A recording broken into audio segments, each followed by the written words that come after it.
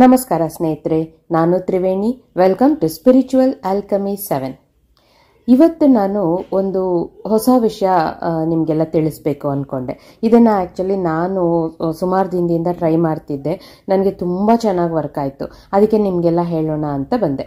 ಅದೇನೆಂದರೆ, ನಾವು ಬರೀ ನಮ್ಮ ಸಬ್ಕಾನ್ಷಿಯಸ್ ಮೈಂಡ್ ಜೊತೆ ಮಾತಾಡೋದ್ರ ಬಗ್ಗೆನೇ ಅಲ್ವಾ ಇಷ್ಟು ದಿನ ತಿಳ್ಕೊಳ್ತಾ ಇದ್ವಿ.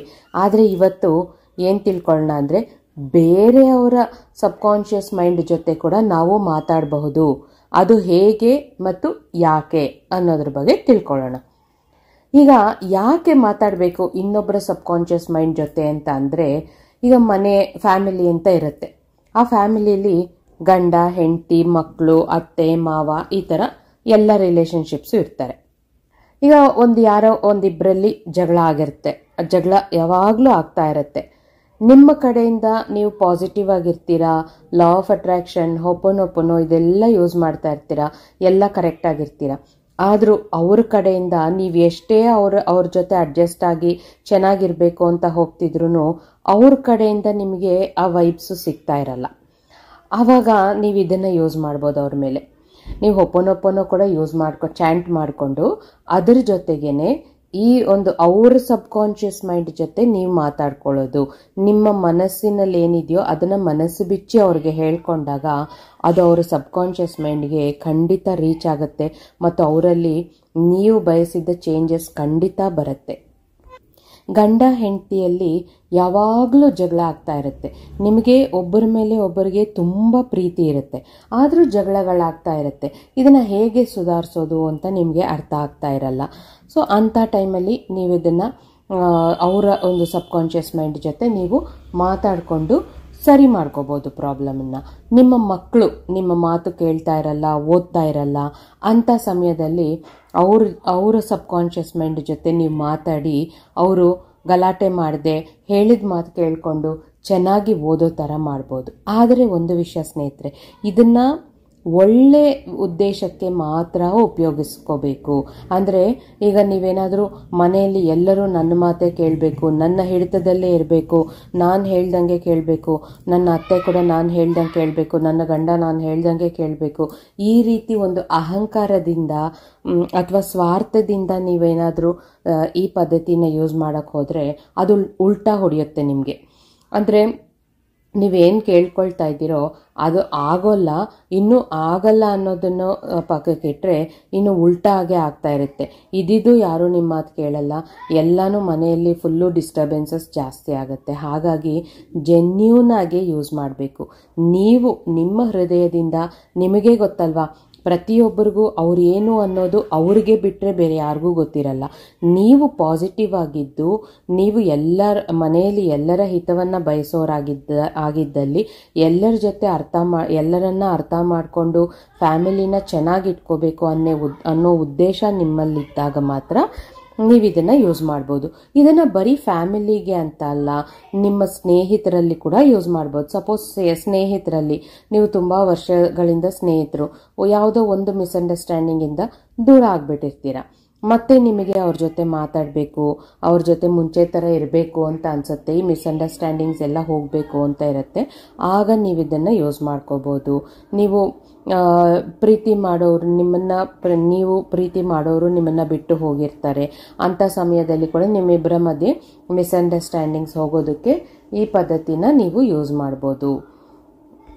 ಬಿಸ್ನೆಸ್ ಪಾರ್ಟ್ನರ್ಸಲ್ಲಿ ಕೂಡ ಇದನ್ನು ಯೂಸ್ ಮಾಡ್ಬೋದು. ನಿಮಗೆ ಯಾವಾಗಲೂ ಒಳ್ಳೆ ಅಂಡರ್ಸ್ಟ್ಯಾಂಡಿಂಗ್ ಇರೋದಕ್ಕೆ. ನಿಮ್ಮಿಬ್ಬರಿಗೂ ಒಬ್ಬರಂದರೆ ಒಬ್ಬರ ಮೇಲೆ ನಂಬಿಕೆ ಇದೆ ಬಿಸ್ನೆಸ್ ಮಾಡೋರು. ಆದರೆ ಯಾವುದೋ ಒಂದು ಸಣ್ಣ ಮಿಸ್ಅಂಡರ್ಸ್ಟ್ಯಾಂಡಿಂಗ್ಸ್ ಬರ್ತಾ ಇದೆ ಇಬ್ಬರ ನಡುವೆ, ಅದಕ್ಕೆ ನಿಮಗೆ ಟೆನ್ಷನ್ ಆಗಿದೆ. ಆದರೆ ಅವ್ರು ಒಳ್ಳೆಯವರು ಅಂತ ನಿಮಗೆ ಗೊತ್ತು. ಆದರೆ ಮಧ್ಯೆ ಯಾರೋ ಮೂರನೇವರಿಂದನೋ ಅಥವಾ ಕಾರಣಾಂತರಗಳಿಂದ ನಿಮ್ಮಿಬ್ಬರಲ್ಲಿ ಯಾವುದೋ ಒಂದು ಡಿಸ್ಟರ್ಬೆನ್ಸಸ್ ಬಂದಿರಬಹುದು. ಆಗ ನೀವು ಇದನ್ನು ಯೂಸ್ ಮಾಡಿಕೊಂಡು ಅವರ ಸಬ್ಕಾನ್ಷಿಯಸ್ ಮೈಂಡ್ಗೆ ನೀವೇನು ಹೇಳಬೇಕು ಅಂತ ಬಯಸ್ತಾ ಇದ್ದೀರೋ ಅದನ್ನು ಹೇಳಬಹುದು. ಈಗ ಇದನ್ನು ಹೇಗೆ ಇನ್ನೊಬ್ಬರ ಸಬ್ಕಾನ್ಷಿಯಸ್ ಮೈಂಡ್ಗೆ ನಮ್ಮ ಸಬ್ಕಾನ್ಷಿಯಸ್ ಮೈಂಡಿಂದ ನಾವು ಹೇಳೋದು ಅಂತ ತಿಳ್ಕೊಳ್ಳೋಣ. ಇದನ್ನು ನಾವು ಮಾಡಬೇಕಾಗಿರೋದು ಬ್ರಹ್ಮ ಮುಹೂರ್ತದಲ್ಲಿ. ಯಾಕೆಂದರೆ ಬ್ರಹ್ಮ ಮುಹೂರ್ತದ ವಿಶೇಷಗಳನ್ನು ನಾನು ಆಲ್ರೆಡಿ 2-3 ವಿಡಿಯೋಗಳಲ್ಲಿ ನಿಮಗೆ ತಿಳಿಸಿದ್ದೀನಿ. ಸೊ ನಿಮಗೂ ಗೊತ್ತೇ ಇರುತ್ತೆ ಬ್ರಹ್ಮ ಮುಹೂರ್ತ ಎಷ್ಟು ಸ್ಟ್ರಾಂಗ್ ಆಗಿರೋದು ಅಂತ. ಸೊ ಆ ಬ್ರಹ್ಮ ಮುಹೂರ್ತದಲ್ಲಿ ನೀವೆದ್ದು ಕೂತ್ಕೊಂಡು ಮೆಡಿಟೇಷನ್ ಮಾಡೋ ಥರ ಕೂತ್ಕೊಂಡು ಡೀಪ್ ಬ್ರೀತ್ ಇನ್ ಬ್ರೀತ್ ಔಟ್ ಮಾಡಿಕೊಂಡು ನಿಮ್ಮ ಮೈಂಡನ್ನು ತುಂಬ ಅತಿ ಪ್ರಶಾಂತವಾಗಿಟ್ಕೊಂಡು ನೀವು ಮೆಡಿಟೇಟಿವ್ ಸ್ಟೇಟಲ್ಲಿ ಇಟ್ಕೋಬೇಕು ಮೈಂಡನ್ನು. ಬ್ರೀತ್ ಇನ್ ಬ್ರೀತ್ ಔಟ್ ಮಾಡಿಕೊಂಡ್ರೇ ನಾವು ಮೆಡಿಟೇಟಿವ್ ಸ್ಟೇಟ್ಗೆ ಹೋಗ್ಬಿಟ್ಟಿರ್ತೀವಿ. ಆಗ ನೀವು ಯಾರ ಸಬ್ಕಾನ್ಷಿಯಸ್ ಮೈಂಡ್ ಜೊತೆ ಮಾತಾಡಬೇಕು ಅಂದ್ಕೊಂಡಿದ್ದೀರೋ ಅವರನ್ನು ಒಂದು ಸಲ ನೆನೆಸ್ಕೊಳ್ಳಿ. ಅವರ ಮತ್ತು ನಿಮ್ಮ ಒಂದು ರಿಲೇಷನ್ಶಿಪ್ಪು ಯಾವಾಗಲೂ ಹೇಗಿತ್ತು ಅನ್ನೋದನ್ನು ನೆನೆಸ್ಕೊಳ್ಳಿ. ಅಂದರೆ ವಿಜುವಲೈಸ್ ಮಾಡ್ಕೊಳ್ಳಿ. ಹೇಗಿತ್ತು, ನೀವಿಬ್ಬರು ಚೆನ್ನಾಗಿದ್ದಾಗ ಹೇಗೆಲ್ಲ ಇದ್ರಿ, ನಿಮ್ಮ ಜೀವನ ಹೇಗೆಲ್ಲ ಇತ್ತು. ಈಗ ಡಿಸ್ಟರ್ಬೆನ್ಸ್ ಬಂದಿದೆ, ಆದರೆ ಇದರಲ್ಲಿ ನಿಮ್ಮ ತಪ್ಪು ಇಲ್ಲ, ಅವರ ತಪ್ಪು ಇಲ್ಲ. ಏನೋ ಯಾವುದೋ ಒಂದು ಗಳಿಗೆ ಹಂಗಾಗೋಯ್ತು. ಈಗ ಎಲ್ಲವನ್ನು ಬಿಟ್ಟು ಮತ್ತೆ ಮುಂಚಿನ ಥರ ಇರಬೇಕು. ಅದಕ್ಕೆ ನೀವು ಆ ವಿಜುವಲೈಸೇಷನ್ ಯಾವ ಲೆವೆಲ್ಗಿರಬೇಕು ಅಂದರೆ ಅವರನ್ನು ನೀವು ಡೈರೆಕ್ಟಾಗಿ ನಿಮ್ಮ ಮನಸ್ಸಿನ ಕಣ್ಣಿನಿಂದ ನೋಡ್ತಾ ಇರಬೇಕು.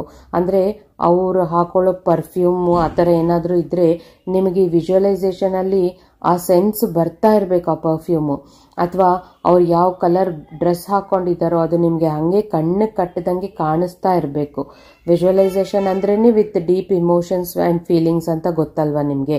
ಅಷ್ಟು ಡೀಪ್ ಇಮೋಷನ್ಸ್ ಮತ್ತು ಫೀಲಿಂಗ್ಸಿಂದ ಅವ್ರ ಜೊತೆ ನಿಮ್ಮ ಒಡನಾಟನ ನೀವು ವಿಜುವಲೈಸ್ ಮಾಡ್ಕೋಬೇಕು.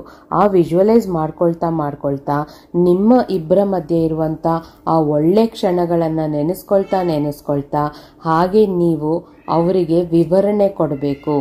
ಈಗ ಅವ್ರ ಹತ್ರ ನೀವೇನು ಬಯಸ್ತಾ ಇದ್ದೀರಾ, ಯಾಕೆ ಬಯಸ್ತಾ ಇದ್ದೀರಾ, ನಿಮ್ಮಿಬ್ಬರ ರಿಲೇಷನ್ನಲ್ಲಿ ಯಾಕೆ ಒಂದು ಅಡೆತಡೆ ಬಂದಿದೆ, ಇದಕ್ಕೆ ಇನ್ನು ಮುಂದೆ ಯಾಕದಿರಬಾರ್ದು ಅನ್ನೋದನ್ನು ಅವ್ರಿಗೆ ಸ್ಪಷ್ಟವಾಗಿ ಹೇಳಬೇಕು. ನೀವು ಅದು ಹೇಳಿದ ನಂತರ ಅವರು ಅರ್ಥ ಮಾಡಿಕೊಂಡು ನೀವಿಬ್ಬರು ಮತ್ತೆ ಮುಂಚೆಗಿಂತ ಇನ್ನೂ ಜಾಸ್ತಿ ಸ್ಟ್ರಾಂಗ್ ಆಗಿ ಒಂದು ಬಾಂಡಿಂಗಲ್ಲಿ ಇದ್ದೀರಾ ಅನ್ನೋದನ್ನು ನೀವು ವಿಜುವಲೈಸ್ ಮಾಡ್ಕೋಬೇಕು. ಈ ವಿಜುವಲೈಸೇಷನಲ್ಲಿ ನಿಮಗೆ ಈ ಫೀಲಿಂಗ್ಸ್ ಇರಬೇಕು, ಆಯಿತಾ, ಆಲೋಚನೆಗಳಿರಬೇಕು, ಮತ್ತು ಆ್ಯಕ್ಷನ್ ಇರಬೇಕು, ಮತ್ತು ನಂಬಿಕೆ ಇರಬೇಕು, ಎಲ್ಲವೂ ಇರಬೇಕು. ಫೀಲಿಂಗ್ಸ್ ಅನ್ನೋದು ವಿಜುವಲೈಸೇಷನ್ನಲ್ಲಿ ಆಟೋಮೆಟಿಕ್ಕಾಗಿ ಬಂದೇ ಬರುತ್ತೆ. ಯಾಕೆಂದರೆ ಈಗಾಗಲೇ ನಿಮಗೆ ವಿಜುವಲೈಸೇಷನ್ ಬಗ್ಗೆ ಒಂದು ಐಡಿಯಾ ಬಂದಿರುತ್ತೆ. ಈಗ ಆಲೋಚನೆಗಳು ಅಂದರೆ ಆ ಬ್ರಹ್ಮ ಮುಹೂರ್ತದಲ್ಲಿ ನಾವು ಇದೇನು ಒಂದು ವಿಜುವಲೈಸೇಷನ್ ಮೆಡಿಟೇಷನ್ ಮಾಡಿದ್ವಲ್ಲ ಅದು ಮಾತ್ರ ಮಾಡಿ ಬಿಟ್ಬಿಡೋದಲ್ಲದೆ ಇಡೀ ದಿನದಲ್ಲಿ ನಾವು ಅವರ ಬಗ್ಗೆನೇ ಆಲೋಚನೆ ಮಾಡ್ತಾ ಇರಬೇಕು. ಏನು ಆಲೋಚನೆ ಮಾಡಬೇಕು? ಈಗ ನೀವು ಅರ್ಲಿ ಮಾರ್ನಿಂಗು ಬ್ರಹ್ಮ ಮುಹೂರ್ತದಲ್ಲಿ ಆ ಥರ ವಿಜುವಲೈಸ್ ಮಾಡಿಕೊಂಡ್ರಿ. ಅದಾದಮೇಲೆ ಆ ಪರ್ಸನ್ ನೀವು ಯಾರಿಗೋಸ್ಕರ ಇದನ್ನು ಮಾಡ್ತಾ ಇದ್ದೀರೋ ಅವರು ನಿಮ್ಮ ಕಣ್ಮುಂದೆ ಬಂದಾಗ ಮತ್ತೆ ಅವ್ರು ಏನೋ ಒಂದು ಮಾತನ್ನೋದು, ನಿಮ್ಮಲ್ಲಿರೋ ಕೋಪ ಮತ್ತೆ ಹೊರಗಡೆ ಬರೋದು, ಈ ಥರ ಮಾಡಬಾರ್ದು. ಯಾವುದೇ ರೀತಿಯಲ್ಲೇ ನೀವು ನೆಗೆಟಿವ್ ಎಮೋಷನ್ನ ಹೊರಗಡೆ ಹಾಕಬಾರ್ದು. ಅವರು ಒಂದು ಮಾತಂದ್ರೂ ನೀವು ಅದನ್ನು ಸುಮ್ಮನೆ ಬಿಟ್ಬಿಡಿ. ಫಾರ್ಗಿವ್, ಲೆಟ್ ಗೋ ಅಂತ ಬಿಟ್ಬಿಡಿ ಅದನ್ನು ಅಲ್ಲಿಗೇನೆ. ಯಾಕೆಂದರೆ ನಿಮ್ಮ ಮನಸ್ಸಲ್ಲಿ ಆ ವಿಜುವಲೈಸೇಷನ್ ಇರಬೇಕು, ಆಲೋಚನೆ ಥಾಟ್ಸಲ್ಲಿ ಇರಬೇಕು. ಫೀಲಿಂಗ್ಸು ವಿಜುವಲೈಸೇಷನಲ್ಲಾಯಿತು. ಈಗ ಥಾಟ್ಸ್ ಅನ್ನೋದು ಹೇಗಿರಬೇಕಂದ್ರೆ ಯಾವಾಗಲೂ ಅವರು ನೀವು ಚೆನ್ನಾಗಿದ್ದೀರಾ, ಒಳ್ಳೆ ಬಾಂಡಿಂಗಲ್ಲಿ ಇದ್ದೀರಾ ಅನ್ನೋ ಒಂದು ಥಾಟ್ಸಲ್ಲೇ ಇರಬೇಕು. ನೀವು ನಿಮ್ಮ ಥಾಟ್ಸಲ್ಲಿ ಯಾವಾಗಲೂ ಅದಿರಬೇಕು. ಸೊ ನೀವು ಅವರು ಚೆನ್ನಾಗಿದ್ದಾಗ ಅವರು ಒಂದು ಮಾತಂದ್ರೂ ನೀವು ಬೇಜಾರು ಮಾಡ್ಕೊಳ್ತೀರಾ ಅಥವಾ ಕೋಪ ಮಾಡ್ಕೊಳ್ತೀರಾ? ಇಲ್ಲ ತಾನೇ? ಅನುಸರಿಸ್ಕೊಂಡು ಹೋಗ್ತೀರಾ ಅಥವಾ ಅವ್ರಿಗೆ ಅರ್ಥ ಆಗೋ ಥರ ಹೇಳ್ತೀರಾ.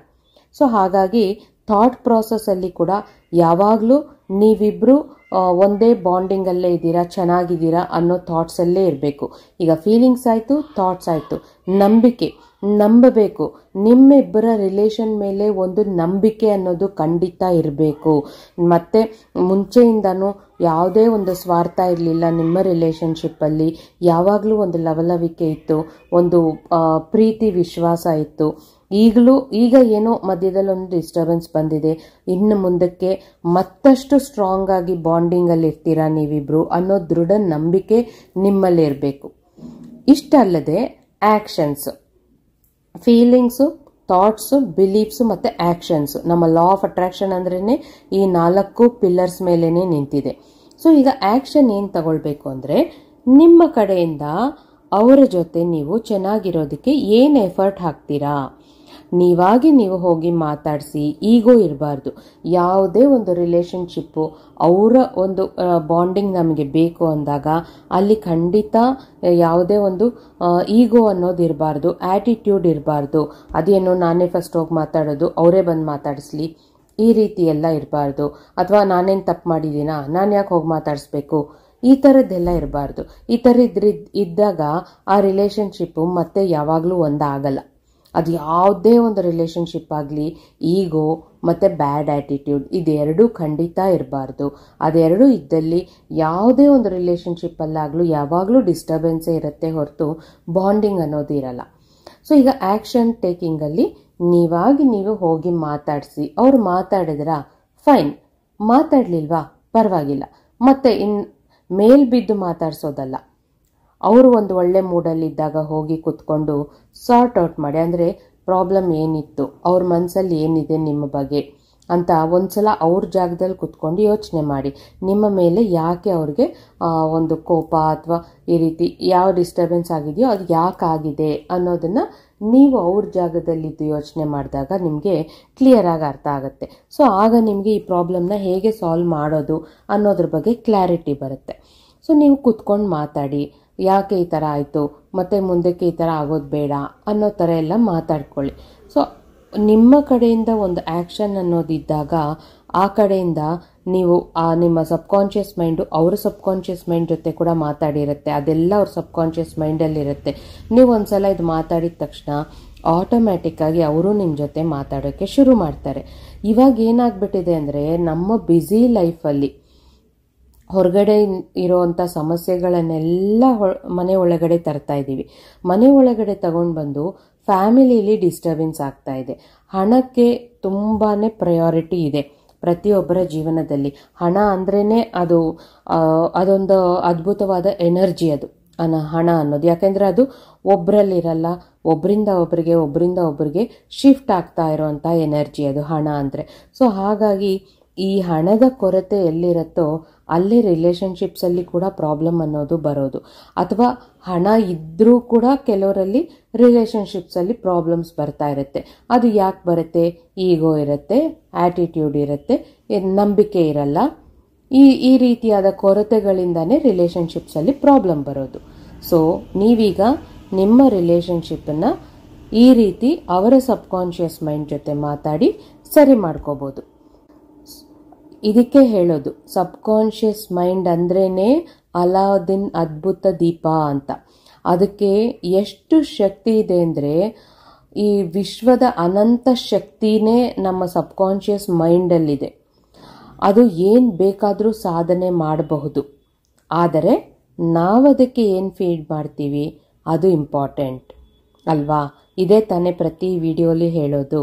ಸೊ ನಾವಿನ್ನು ಮುಂದೆ ನಮ್ಮ ಆಲೋಚನೆಗಳ ಮೇಲೆ, ನಮ್ಮ ಭಾವನೆಗಳ ಮೇಲೆ, ಮತ್ತು ನಮ್ಮ ಆ್ಯಕ್ಷನ್ಸ್ ಮೇಲೆ, ಮತ್ತು ನಮ್ಮ ನಂಬಿಕೆಗಳ ಮೇಲೆ ಗಮನ ಇಟ್ಕೋಬೇಕು. ನಮಗೇನೇ ಬೇಕಂದ್ರೂ ಈ 4 ಖಂಡಿತ ಇರಲೇಬೇಕು. ಈ 4 ನಮ್ಮ ಕೈಯಲ್ಲಿದ್ದಾಗ ನಾವು ಏನು ಅಂದ್ಕೊಂಡ್ರೆ ಅದು ಸಬ್ಕಾನ್ಷಿಯಸ್ ಮೈಂಡ್ ತಗೊಳ್ಳುತ್ತೆ. ಆಗ ಇನ್ನೊಬ್ಬರ ಬಗ್ಗೆ ನಾವೇನಾದರೂ ಚೇಂಜಸ್ ಮಾಡ್ಕೋಬೇಕು. ನಮ್ಮ ಮಕ್ಕಳಲ್ಲಿ, ಈಗಿನ ಟೀನೇಜ್ ಮಕ್ಕಳೆಲ್ಲ ಹೈಸ್ಕೂಲಿಗೆ ಬಂದಾಗಲೇ ಅವರಲ್ಲಿ ಮೊಬೈಲ್ ಅಡಿಕ್ಷನ್ ಅಂತೂ ಹೇಳೋದೇ ಬೇಡ. ಒಂದು ಕಡೆ ಪೇರೆಂಟ್ಸು ಮೊಬೈಲ್ ಇಟ್ಕೊಂಡಿರ್ತಾರೆ, ಮಕ್ಕಳನ್ನು ನೀವು ಮೊಬೈಲ್ ಯೂಸ್ ಮಾಡಬೇಡಿ ಅಂತಾರೆ. ಪೇರೆಂಟ್ಸ್ ಪಕ್ಕಕ್ಕಿಟ್ರೇ ತಾನೇ ಮಕ್ಕಳು ಅದನ್ನು ಮಾಡ್ತಾರೆ. ಪೇರೆಂಟ್ಸ್ ಕೈಯಲ್ಲೇ ಫೋನ್ ಇರುತ್ತೆ, ಮಕ್ಕಳನ್ನು ಯೂಸ್ ಮಾಡಬೇಡಿ ಅಂತ ಬೈತಾರೆ. ಸೊ ಇದೆಲ್ಲ ನಡೀತಿರುತ್ತೆ. ಮಕ್ಕಳು ರಾಂಗ್ ಕಾಂಟ್ಯಾಕ್ಟ್ಸಲ್ಲಿ ಬೇರೆ ಮಕ್ಕಳ ಜೊತೆ ಸೇರಿಕೊಂಡು ಕೆಟ್ಟೋಗ್ತಾ ಇರ್ತಾರೆ. ಅಂಥ ಮಕ್ಕಳಿಗಂತೂ ಈ ಪೇರೆಂಟ್ಸು ಈ ಒಂದು ಟೆಕ್ನಿಕ್ ಮಾಡಿದ್ರೆ ತುಂಬ ಚೆನ್ನಾಗಿ ಹೆಲ್ಪ್ ಆಗುತ್ತೆ.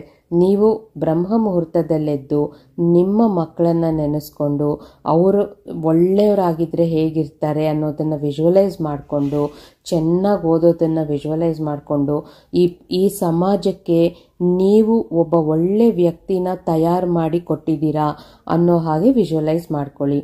ವಿಜುವಲೈಸ್ ಮಾಡಿಕೊಂಡು ಅವರಲ್ಲಿ ಏನು ಟ್ಯಾಲೆಂಟ್ ಇದೆ ಅದನ್ನು ಪ್ರೋತ್ಸಾಹಿಸಿ, ಅದನ್ನು ಹೈಲೈಟ್ ಮಾಡಿ.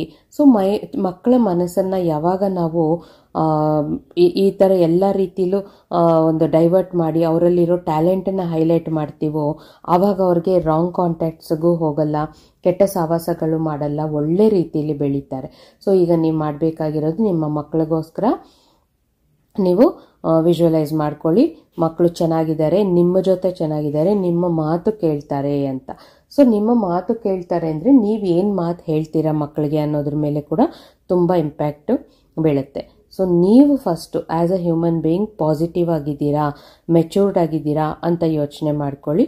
ನಿಮ್ಮಲ್ಲಿ ಎಲ್ಲ ಕರೆಕ್ಟ್ ಆಗಿದೆ ಅಂದಾಗ ಇನ್ನೊಬ್ಬರನ್ನ ಚೇಂಜ್ ಮಾಡ್ಕೊಳ್ಳೋದಕ್ಕೆ ಈ ಪದ್ಧತಿನ ನೀವು ಉಪಯೋಗಿಸ್ಕೋಬಹುದು.